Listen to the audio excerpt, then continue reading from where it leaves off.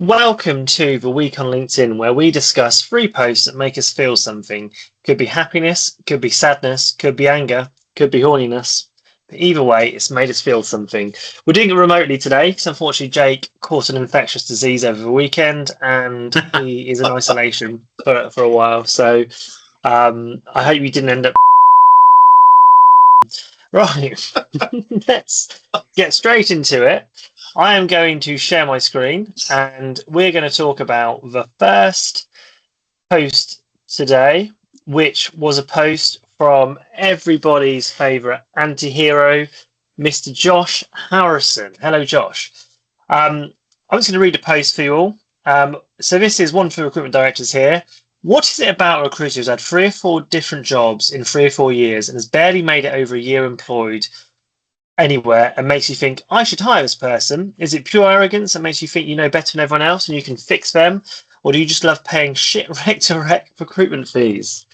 Right, lads, tell me your thoughts on that. Oh, I love this post. It's just so... He says stuff that people don't want to say that are just accurate, isn't it? What everyone's thinking, basically. Yeah, he says what people are thinking but won't say. So he's definitely goes above the line, past the line, which is good.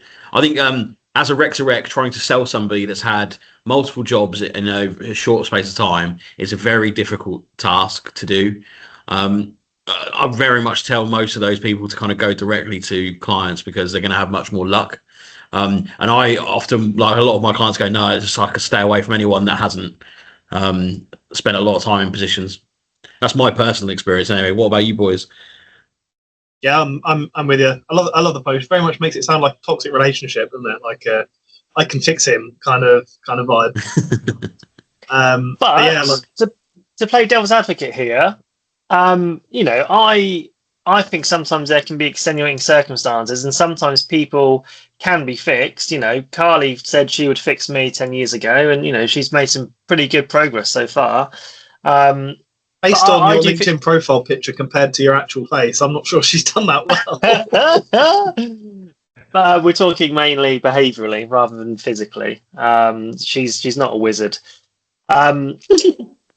So I think that sometimes people do and can have a couple of consecutive bits of bad luck or bad decisions, 100%. which can make it an extenuating circumstance. There's a couple of people I'm dealing with at the moment who, on paper, you think, you've moved jobs a couple of times in the last year, are you the problem? But genuinely, they're not. And conversely, once I've understood that, it's made the sell to a client a little bit easier because, I've genuinely understood why. But I think recruiters in their very nature are usually quite good salespeople and quite good at selling themselves in an interview. And then when it comes to doing the job, turns out they're absolutely dog shit, which is why I think is probably the most common reason we see those consecutive moves. I think if it's good reasons like redundancy or you've walked in somewhere and it's not as sold in the interview and stuff, and you've kind of realised you made a mistake and then gone, I don't want to move too quickly because that's going to make me look jumpy. So you kind of stay for 9 months hoping it's going to get better, and it doesn't. Like that all is absolutely fine. That makes perfect sense to me. But there's just too many people out there that are the problem. Yeah. It depends on their previous background as well. I've seen people that are 10 years in a role, something big has happened and they've changed, and then since then they've had 2 or 3 shorter jobs, and you think, fair enough, clearly this person can stick it out, they can do it. There's just, you can sort of see the evidence that it is bad luck over recent years. I think it's when somebody's 4 years into their career and they've had 5 different recruitment jobs, you kind of it becomes harder to justify, doesn't it? And as much as as much as anyone will come up with good reasons and good excuses and good good feelings about what they why they've done it, it becomes harder to believe, I think.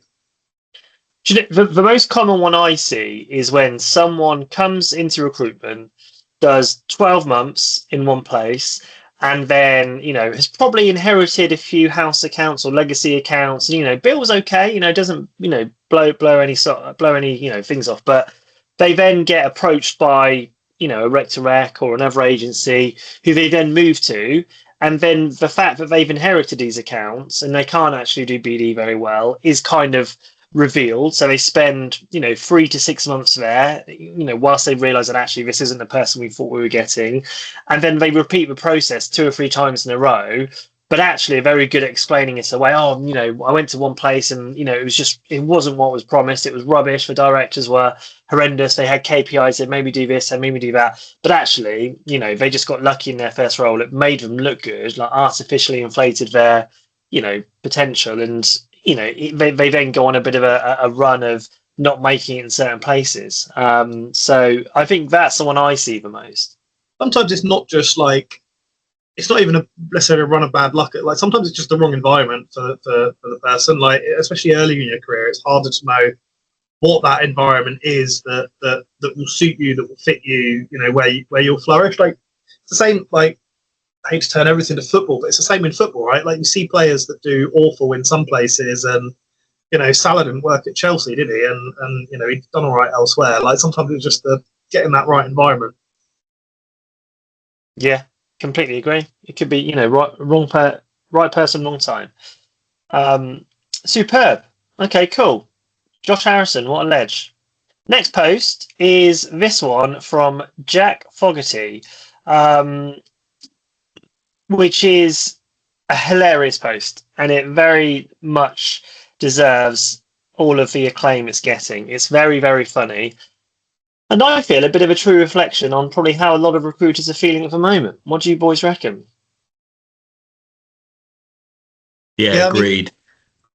Most recruiters I speak to as candidates are not quite so open when things are this bad. But the recruiters I speak to that I know otherwise that are friends, it's all like this. It's all doom and gloom at the moment. What do you think that is? What's causing all of this?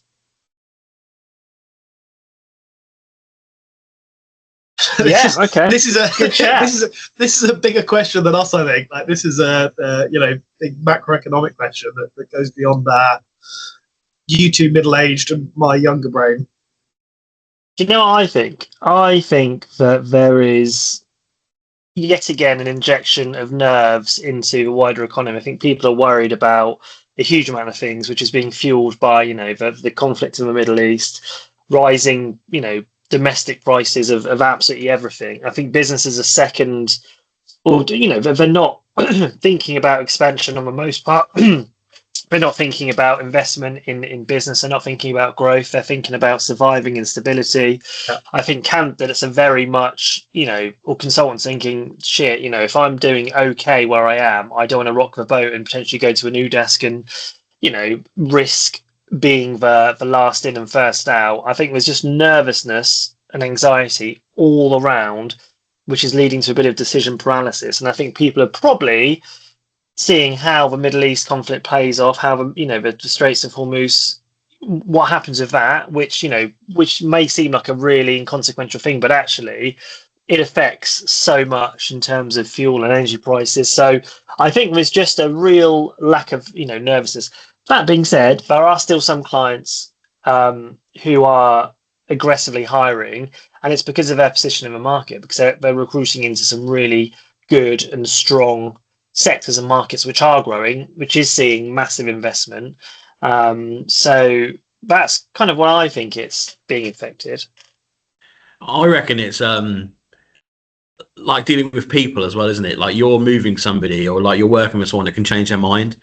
Like the amount of bad luck, or people that have like said one thing but actually not told the 100% truth, or not shared everything that's going on in their life, like from their job search perspective, and then tell you at the last minute, actually I'm going to be an airline pilot, like blah blah blah, I'm not moving to this recruitment company. Like it's I imagine it's kind of quite difficult for everybody at the moment. I see a lot of agencies as well. Like the trend with agencies seems to be going a lot leaner now, and everyone's against the big growth. Like you see the big agencies, the Hayes and the Reeds and the like, are posting poorer numbers and declines, and things not going well for them. I saw a post by Sean Anderson of Hoxo the other day talking about, what he would do if he was starting an agency now, and it was all about how to keep it lean, how to keep it, a smaller number of recruiters rather than scale. Like, everything just seems to be, how can we do this as lean as possible? That's a super common trend amongst agency owners we talk to. They want the profit per head to be a lot greater, and actually, I think there was a misconception for quite a long time that the more people you had in your business, the higher the revenue, the more money you'll make. Well, actually, there's probably a little bit of a sweet spot where your profit per person is at an optimum point. And I think a lot of agencies are now striving for that, because let's be honest, most recruitment agencies don't ever sell. It's usually a lifestyle business for the people in it, and really to take enough money out that they can invest into other things, which is then sellable, which we've seen a lot of people successfully do. Sean's probably a really good example of that. When he transitioned from agency into I suppose media, what he's doing. I think that's super common at the moment as well. Trying to get more out of what people have got already and try and leverage AI. Annoyingly. So yeah. Which takes us quite nicely onto the final post, which is a post by Alec Paul. Which says, I made a Chrome extension that removes all the AI slop from my LinkedIn feed. And it's essentially a blank page, which I, for one, love and I find very funny, because my feed is full of AI slop wank at the moment, and it's really annoying. Yeah, it's annoying, and it's annoying because it's so much more obvious than people think it is as well. Like, I think people quite often put stuff out there and they're like, yeah, no, this is good actually. Like, AI's done a really good post here, like good on ChatGPT or Claude that people seem to be going for now. And then like you read stuff and there's so many obvious like little tells and things, and it just, I don't know. And even it just frustrates me. I can't I'll read a line of something, but I just can't be bothered. I don't want to hear what AI has to say about this. I want to hear what you have to say about it. Otherwise, what's the point? Yeah, do you know, at the moment, I think the algorithm is prioritizing and like promoting the stuff written by AI. What I think will help is the more people who say, I don't like this or unfollow this person because of that, hopefully the algorithm will learn that people like original content and they like, stuff written by humans as opposed to stuff written by, Claude. But do they? Like, I think certain people do. I think a lot of people just don't recognize a lot of this stuff as AI and just sort of do get behind it. But I see people that I know and respect and think highly of post like, what's clearly AI slop. And then I see other people comment on it and go, oh yeah, great thoughts and all this. And I'm sitting there going, it's just like we've heard of the dead internet theory, right? Where everything on the internet will eventually just be bots talking to other bots. It feels like LinkedIn is becoming that. I mean, Yeah. It's not quite as fatalistic as that, but like it is heading that way. Yeah, I agree. Danny B, any final thoughts before we wrap up? Yeah, like there's loads on LinkedIn at the minute. It's either AI slop, it's just boring M dashes, asking the same repeat questions over and over again, or people that are putting content out that's really beggy. They're messaging people saying, "Oh, what do you think of this? Like this for me." Like they're very much like pod sort of style, and it's just boring. Hard to cut through it to find actual content that someone's written that they mean, and then yeah. As a complete aside, like when we're looking each week for posts for this, it becomes harder because you look through so much stuff that's like, I'm not, we can't talk about any of this. Yeah, it's fucking rubbish. Yeah. Which is the real stuff why that we put on here, isn't it? Look at the 3 posts today; they're real things, aren't they? Yeah, exactly. Well, exactly that, and also obviously special mention to Henry Hayes as usual, because that level of production and that level of effort, I think, is just. You could go down the lazy route and do the AI rubbish, but I think it's great that people like him and us are doing, original stuff. We haven't quite got the production level, so have we? Not yet. Or the budget. Yeah, that Les Mis video is or talent, or the genius. The list goes on. Yeah, right. We're getting close to 15 minutes, so I bid you fellas farewell. Thank you very much, and God bless everybody.